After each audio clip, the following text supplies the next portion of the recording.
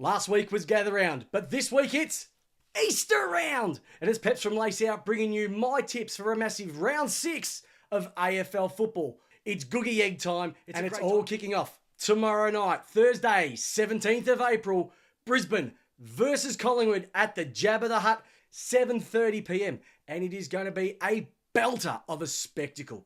Now, if you put these two teams in the form over the last number of weeks, they've been really, really good. Collingwood had a cracking win coming from behind last week, and Brisbane getting their 5th win in a row. So, between these two teams, they are in pretty good form. Now, the teams have been yet to be rolled out at this particular moment in time. But I would say that if I had to go with my gut, my heart, and my googie sense of mind, I am going with the Brisbane Lions to win this one. It's going to be at the Jabatoir. They love playing up there. It is going to be chock-a-block. But we know that Collingwood travel virtually better than any team in the AFL, and they are not going to go down without a fight. So I'm going with the Brisbane Lions in a real tight tussle, and I can see this one being no more than a goal within it, and for Brisbane to keep their unbeaten start to the season and for Brisbane to have their unbeaten start for 2025 continue, and for Collingwood, well, just to having a little bit of those speed bumps in the highway to finals. Rightio, let's kick on. Friday, April 18th. It's going to be Good Friday. Everyone get around the Good Friday up here for the Royal Children's Hospital in Melbourne. Give that they may grow. They've been a massive help for my family over the last number of years, and no doubt they've probably been a big help for you too. So if you can spare a couple of bucks, give it them a little bit. It's going to make a world of difference to everybody. But the Good Friday game, the traditional Good Friday hosts of North Melbourne are taking on Carlton, 3:20 p.m. in the afternoon at Marvel Stadium.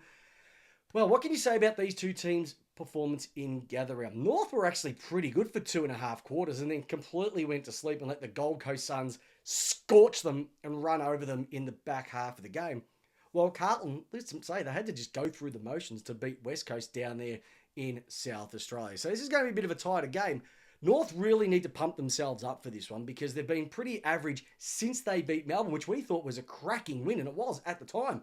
But in hindsight, just how poor Melbourne have been shows maybe that win was more of a flash in the pan rather than the consistency side of things.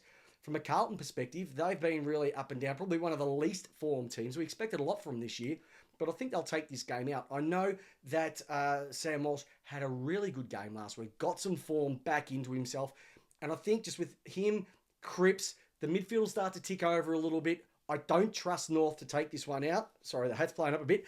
I don't trust North to take this one out, but it wouldn't be surprised me if they really got themselves up for almost their grand final this year and to beat Carlton. But with that saying, I'm taking the team that's 14th to beat the team that's 15th on the AFL ladder by no more than 3 or 4 goals. And the question will ask again, A, is Clarkson the right man?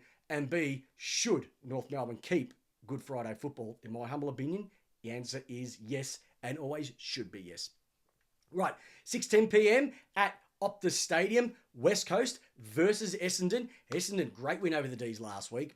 Just said more about Essendon finally getting some continuity on the ground. They worked really, really well with each other, and West Coast got pumped again. And they should get pumped again by Essendon, which is no mean feat because they're sitting at 13th, and West Coast are a paltry 18th, bottom of the ladder, cellar dwellers once again. I don't think they can win this. Essendon will be taking a lot out of their game against Melbourne. They move the ball really well. Dylan Shield getting some form back in that midfield, led by Zach Merritt. Redmond down back makes it a massive help. And we got Caddy and Kako down in the forward line, causing issues for everybody. I don't think West Coast are going to be able to handle that. I just think that they're going to be bringing Tim Kelly in, you'd think, after dropping him from the week before. But I'm saying Essendon will take this one out. It could be quite tight for maybe 2.5 quarters, and then Essendon will run away with it. I'm probably tipping maybe, let's go 5 or 6 goals. It won't be a total blowout, but it'll be another nail in the West Coast coffin, which is pretty much nailed shut since 2020. Rightio, let's get into the Saturday games. 1:20 p.m. Saturday, April 19 at the MCG. It's my boys, the Melbourne Football Club, taking on the Fremantle Dockers. And I'm going to make this one really easy for you. Fremantle will win by at least 6 goals. Because Melbourne cannot do a thing right. They cannot hit a target in forward 50. They've got no right to win this. And I just don't believe that they're being coached in the right way and they know what to do. and it's just going to be another cross on Goodwin season, another cross on Melbourne season. They'll be lucky to be 25,000 people there because we do not want to watch Melbourne play this type of football. And Fremantle are just going to lap it up. Shy Bolton's going to absolutely tear it up on the MCG. I don't know who's going to stop Josh Tracy. I don't know who's going to stop Luke Jackson. I don't know who's going to stop Jai Emmys. I don't know who's going to stop Angus Brayshaw. Andrew Brayshaw. I don't even know who's going to stop Joe Sarong. There's just too many weapons on Fremantle. This will be a percentage booster, and I can see this one probably getting a little bit messy at the back end. Maybe 5, 6, could be up to 10 goals depending on what type of Melbourne turns up. And once again, the questions about Simon Goodwin will be asked, and I think the result of this game will be another massive answer. Right, this is probably the game that I'm really looking forward to. Adelaide versus the GWS Giants. 7th versus 3rd, 4:15 p.m. at the Adelaide Oval. Rightio. Adelaide screwed the pooch last week. They were 5 goals up and let that game slide. GWS, nice little effort last week, which was really good to see. A cracking win. Now, the thing is that Adelaide at home, if they bring Rochelle back in, it might clog up just a little bit of a list hole that they had last week's game, which maybe could have cost them. But when you got Fogarty, Thilthorpe, Tex Walker, that is 3 big weapons that they're going to have to stop at one end of the ground. And at the other end of the ground, you got Hogan, Green, and Stringer. It is going to be an absolute belter. You got 2 midfields that are humming as well. And I would not be surprised if Adelaide row over the effect of last week and actually take this one out by less than a goal. If GWS win this one, this is going to be putting them, I would say at this moment in time, into premiership favouritism. But if Adelaide are able to take this win, it gives them a little bit more confidence getting back into the final 8, which they should be in with everything that they've got going for them, with their recruits and with their fitness as well too. So I'm tipping them to win this by less than a goal, but this will be the don't be surprised game. Don't be surprised if the Giants win this one. Rightio. Last game of the weekend, 7:35 p.m. at Marvel Stadium. I was going to say MCG because it's Richmond versus Gold Coast. The traditional stadium for these two teams to play. Richmond don't like travelling to Marvel, and Dimmer Hardwick's got to go to Marvel. He thought, I'll go to a different state, and that's how I'm never going to play at Marvel again. And he ends up coaching a team which has to play the team who goes to Marvel. So, Suns by 10 goals in this one. They'll love that fast deck. They'll absolutely hum it. Matt Rowell is just an absolute freak. Ben King is doing everything he possibly can. Noah Anderson, just love what he's been doing. Sam Collins down back. They've just got too many guns, whether it's Closey, whether it's Miller, whether it's... I was going to say Lukosius, but he's not there anymore. They've just got too many weapons across the board. This will be just another game for Richmond to get into their young kids, get them their 10, 15, 20 games into them this season and build for 2026.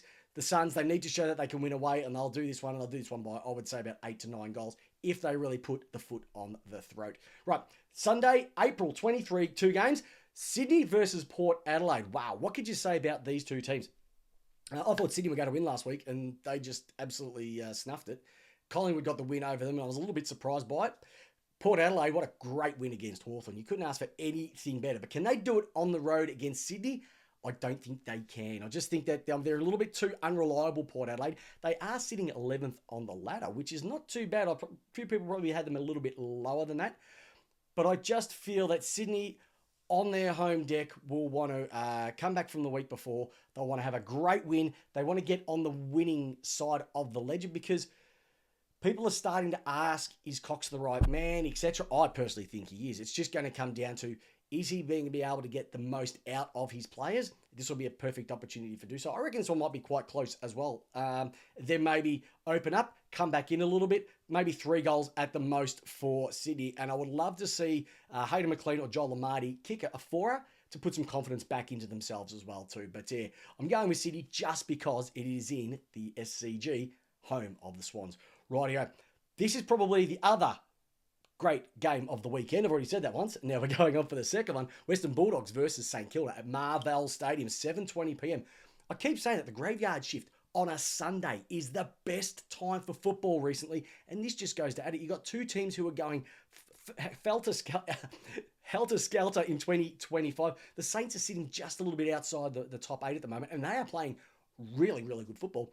And the Doggies, they've been going all right. They had a bit of a hiccup last week. They should have taken out Brisbane and knocked off their unbeaten start to the year, but they fell in a bit of a hole. And these are two teams that are just going to blow themselves away fast footy on the fast deck at Marvell Stadium. And I actually think, even though the Bont will probably play for them, I've just got a feeling that this is a game that St Kilda will be really sizing themselves up for. A co-tenant at this game. They've been playing really good football and they love playing at Marvel Stadium. They've beaten some really good teams there so far this year. And this will be my surprise victory for the weekend. But don't be surprised if this is less than 2 goals. And maybe Western Bulldogs might be in front for a bit, but I do have faith in St Kilda being able to bring that down. They've got a great defensive game, but they've opened up their opportunities for scoring a little bit more with 20-25 through Ross Lyon. And I'm going with the Saints in a 2-goal or less victory. Rightio. Monday, 21st of April, MCG, 3:20 p.m. The traditional Easter Monday clash. Whilst we're sitting on our couch, eating our cookies and recovering after a massive Easter Sunday, Geelong versus Hawthorn. Some of the games over the many, many years of this contest living in our memories. Who can remember Hawkins after the siren many moons ago? These two teams will never fail to put on a great game, and this is probably going to be the third best game of the weekend. So who do you go with? Do you go with Geelong, who have been really consistent over the year, or do you go with the Hawks, who have been virtually unbeatable except for their massive hiccup against Port Adelaide last week? I'm going with Geelong, everybody. I think that they're more even across the ground. I probably trust the older heads running. Bailey Smith has had a great start to his career at Geelong in 2025, and I just like what Geelong do. Dangerfield down front is a massive weapon. They've still got Jeremy Cameron down there. Holmes running through the midfield. You've got Stewart running out back. They've just got so many weapons. And with Will Day not being there again, we know the record for Hawthorn is pretty average when he's not playing. So putting that all together and how they saw perform last week, if you put the pressure on them and jump them early, they can find it very difficult to get back. So I'm going with Geelong. I reckon this might be a 5-goaler. I don't think this is going to be as close as people think. I still don't trust the small forwards of Hawthorn, because literally, if they don't score, you can't rely on jumping Jack Gunston to be able to kick 6 every single week. I know Watson, I know Ginnivan, and I know Moore will be up for this game, but I think the Geelong backline will be able to curtail their influence, and that just means it's going to be a lot more Hawks for the little cats to snack on over their Easter Monday weekend. Rightio, ladies and gentlemen. So there's Lace Out's tipped out tips for a massive week of football. Last week we picked up 5 winners, had a couple of upsets, and I was stupid enough to pick my mob, so it's not going to happen again. Do me a favour, if you haven't done so already, please just hit the subscribe button, because it means that the more people we have watching, it means the more videos I'm able to produce, more content I'm able to deliver to you, and it just means you get your tipped out tips and your Lace Out content delivered to your inbox without you having to do anything. And what could you have more of me? Who wouldn't want that?